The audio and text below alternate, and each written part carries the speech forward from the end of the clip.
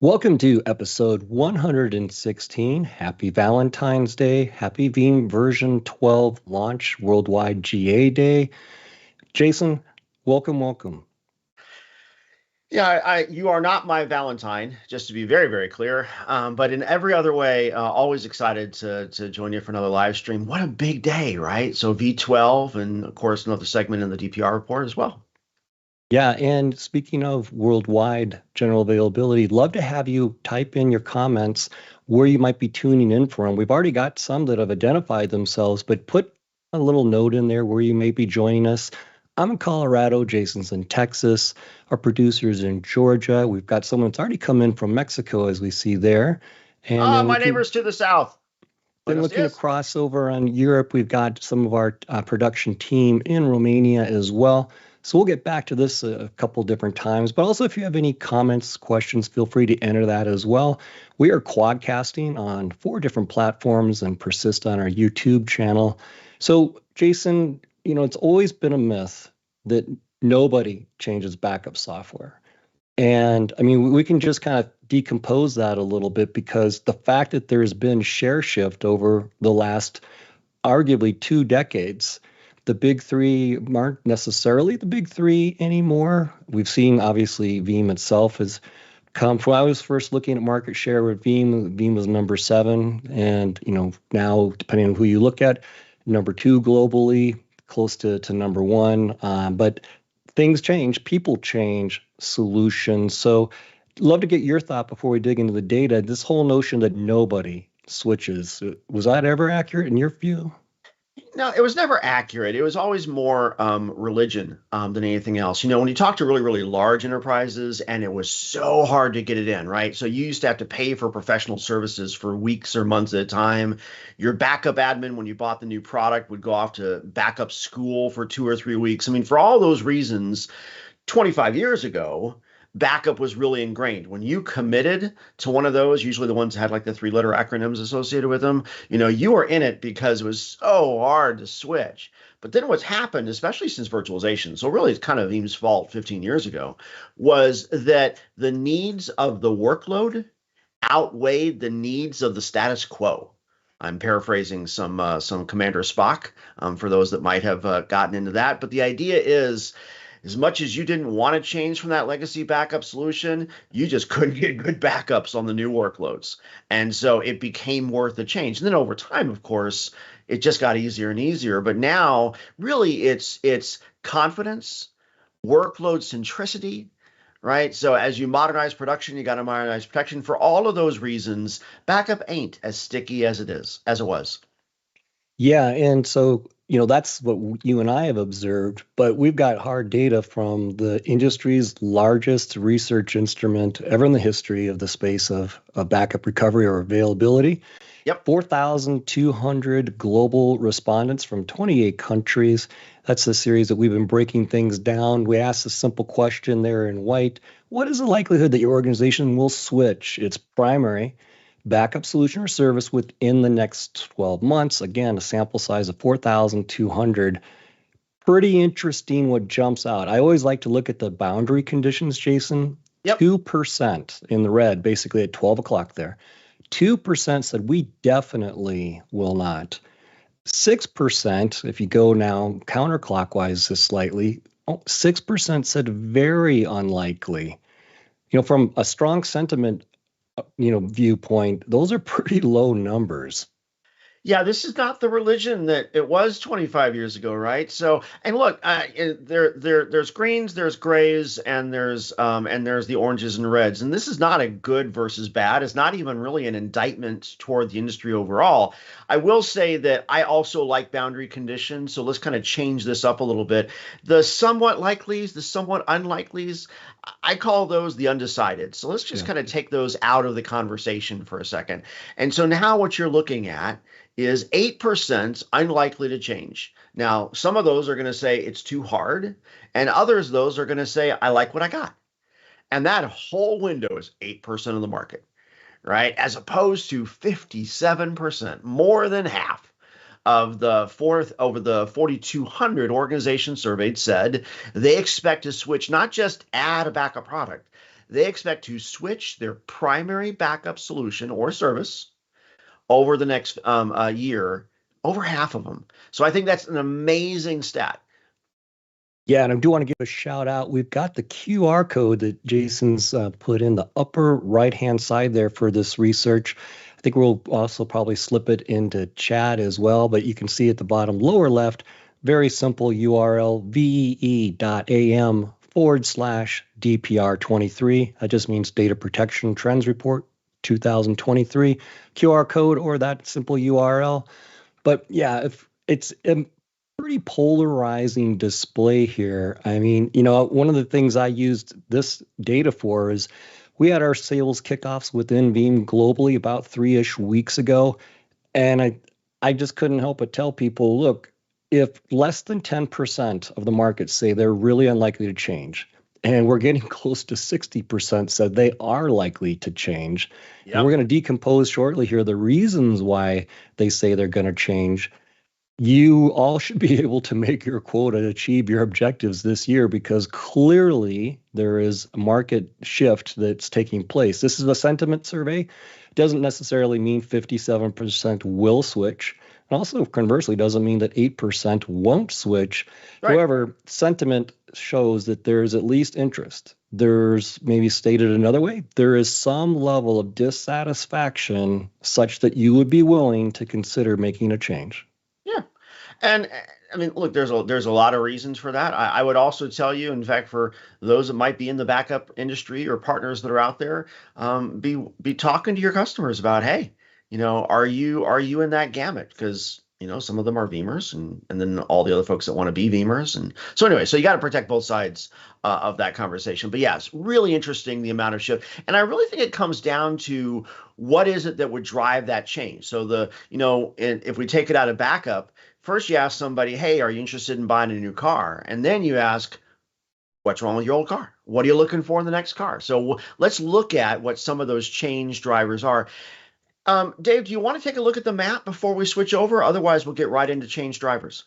Yeah, sure. And I want to give a shout out to Paul Zwagerman, who on Facebook, we are on YouTube, LinkedIn, Twitter, Facebook. Paul said, hey, thanks for the shout out on version 12. So want to give a hello and thank you for that. I think we got a question as well that came in about Veeam and OpenStack KVM agentless. Today, what we just released is not KVM support per se, but Red Hat support. Version 3 of our RHEL support went out today, which is agentless and includes change block tracking. We worked hard with Red Hat to embed that into the kernel itself. So do want to start thinking of a shout out globally. I see a bunch of countries coming in here. Jason, I think you're going to be happy because it's some of the ones that you really appreciate from a ability to go and get a good steak. That's the tease I will give you.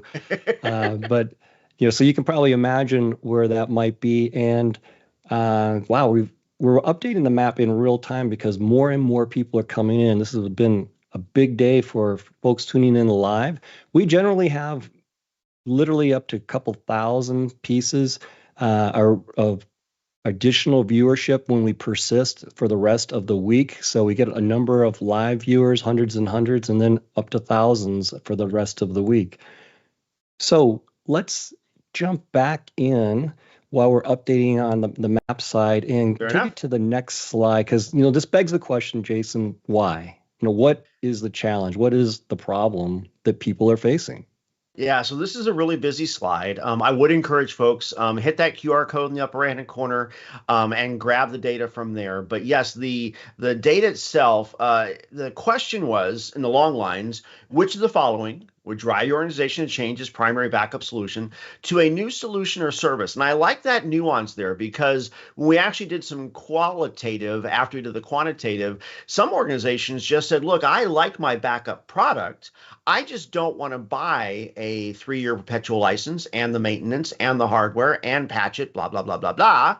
Instead, I just want to find a cloud vendor who delivers backup as a service or DR as a service using my technology because I like the tech. I just don't want to babysit it anymore. So I like the fact that this question asks about new solution or service.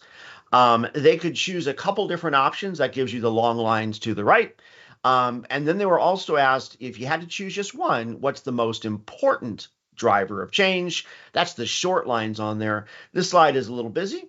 So let's go ahead and just take it down to what I think is probably the most interesting cut. We're going to mute out.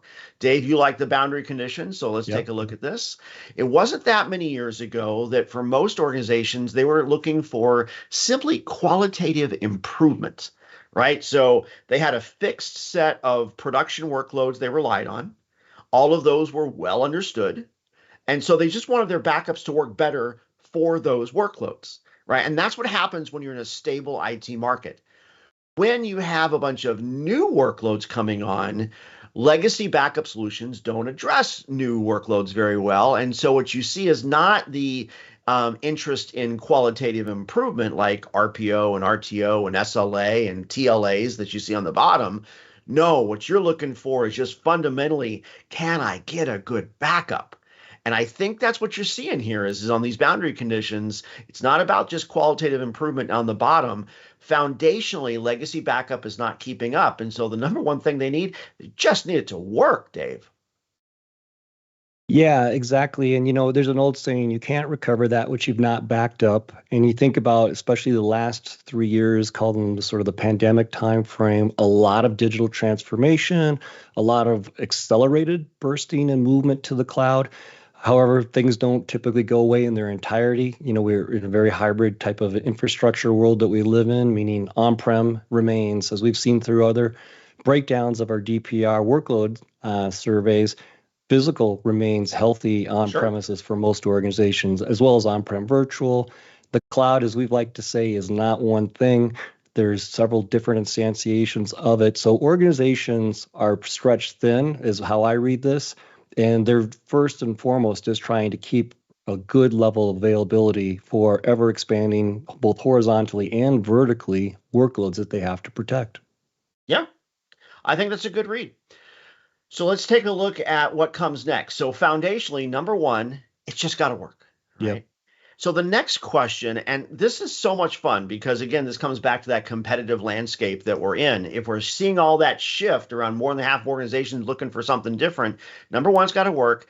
Number two, there is this perception that it must be an appliance or it must be software only. There's a perception it must be cloud-based. No. It must be on-prem, right? And I think it's really interesting that when you look at the next band, we've color-coded these because really it's two sides of the same coin. You have almost the same numbers on both sides of the argument that says, I want to use different tools versus one ring to rule them all. I want a cloud service, and I got to run it on-prem. I want an appliance, and no, I want it software only. I think this is amazing that it really boils down to the number two driver is it's got to fit each environment. And Dave, catch me on this one. There is not one ring to rule them all. There is not a single form factor that trumps market. No, and I really like that you color coded these, meaning, you can see two things, or not want to say diametrically opposed, but they're at face value somewhat the exact opposite. And so what that tells me is, here again, 4,200 global organizations, various sizes, various verticals, obviously various countries. So what we see is people have to make the best choice for their business and where their business is at today, which could evolve or change in the future. So flexibility becomes important instead of being prescriptive, to your point. Not one implementation or one notion is going to suffice for everyone. So it goes back to choice, but it goes back to optimizing the tool for your environment. As you said earlier about hypervisor support, going back, say, a decade and a half ago, right? Yeah. The business can't, be dictated to by the technology. It's the opposite. The technology has to support the needs of the business. Yeah, and every once in a while you get this unicorn where some customers say, it's got to look like this because I read enough articles and I've seen enough marketing. It's got to look like this. And we've watched this, Dave. We've watched, one ring to rule them all, and it's never been true. right? The appliance has never been the scenario. A cloud service has never been the scenario. There's never been a backup product that was best in breed for every workload. So I like the fact that what organizations have really said is it's got to fit, right? From a manageability perspective, from a pricing consumption model perspective, this makes sense to me that really it just has to fit. Yeah, and I do want to give a shout out to we've got a lot of engagement and questions coming in. So Ganesh asks about only file permission restore. We actually, yeah, Veeam Backup Replication version 12 that launched today actually added that feature or that capability, the ability to restore only the permissions, the access control lists versus the data payload and everything else. Mhm. So did add that. There's another question about database backups, operating system file backups. Short answer is yes, absolutely. Whether it's a virtual machine, Kubernetes, IaaS, PaaS, um, NAS, databases of various kinds, operating systems of various kinds, including bare metal recovery or restore various operating systems. Absolutely yes. And then we've got another one asked about trends for the next year. Let me get back on our team and hit that. Why don't I go ahead and bring up the map while I'm Mhm. looking for that question? Because I think we've got now like 19 countries that have come in. So, Nice. Jason, in addition to the states in the United States we mentioned earlier, we've got Wisconsin, Louisiana, Connecticut, and Illinois. If we look across the globe, we see a lot of coming in here: France, Armenia, United Kingdom, Germany, Ukraine, Turkey, Czech Republic, Russia. And then here's the ones that I was mentioning. I think you're get excited about: Oh yeah, Argentina and Brazil, home of wonderful food. Not that others aren't, but Jason likes his steak, so he gets excited when those light up. And true then dat. we see South Africa, Mozambique, Iraq, Mauritius, I apologize if I'm mispronouncing that. Algeria, India, and Taiwan. I'm not sure I've had Mauritius. Is I think it's Mauritius. Yeah, I knew it when, as soon as But I I, said I it. have not had them on one of ours before. So this is awesome, and thank you for joining. Yeah, and quick update. I guess we're up to 21 or 22 countries. Japan and Toronto, Canada, just came in as well. So shout out there. Okay, so let's double click now back onto the data, Jason.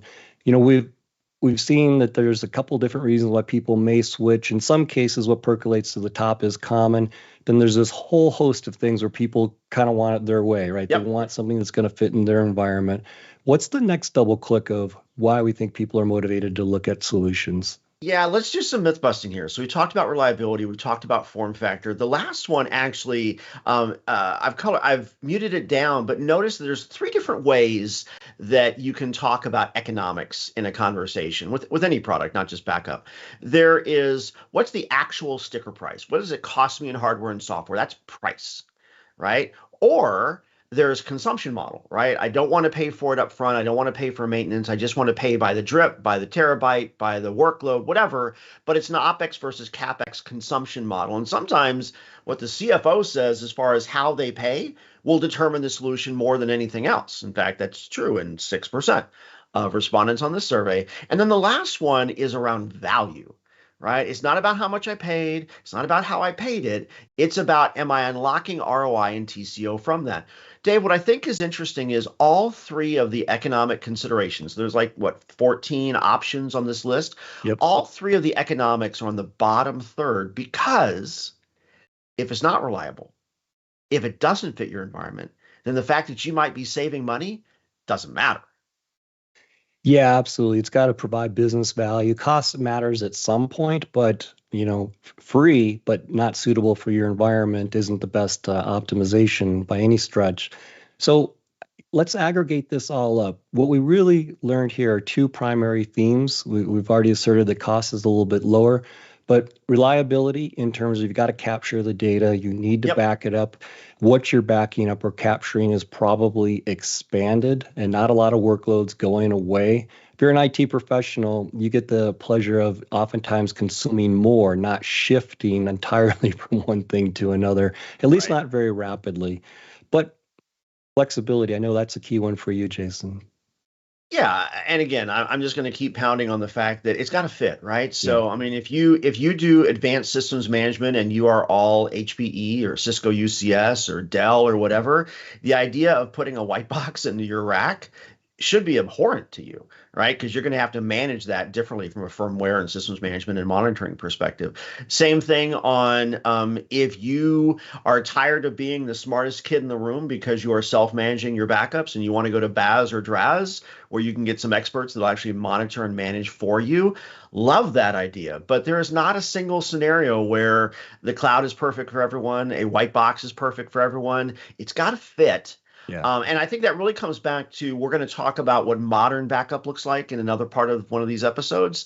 And in that one of the things looks like the number one or number two differentiator was that backup needs to be part of a more holistic systems management strategy. You don't want to have to manage this over here, manage this over there, and then manage backup outside of those things. It should be more holistic, which, by the way, I saw there was a question on Oracle Data Guard that came in during one of the chats along the way. I'm not as familiar with Oracle Data Guard as I am Oracle ZDLRA PDQ TBD. I mean, there's a lot of letters in whatever that one was. But I always go back to whenever you have a single workload protector, you could make the same case for the little backup utility that's in Salesforce Export or in Azure on the Azure Backup Service. How many backup tools do you really want to manage when you know that you're going to have a really diverse set of workloads that have the same kinds of retention requirements, have the same kinds of governance controls? I mean, how many utilities do you really want to manage in your environment? That's the thing that for me trumps everything else. But Dave, you may have more ODG experience than I do. Yeah, from DataGuard perspective, DataGuard's a great tool. It sometimes can be viewed as expensive, but one of the things that I would say is exactly to your point. Do you need a specific solution or a generalized solution, but also a generalized solution with the ability for the DBA, Oracle DBA in this case, to be able to directly monitor and directly facilitate the backups? I see another question from Peter. File stream unstructured backup of plus 4 terabyte databases. Yes, can absolutely cover that.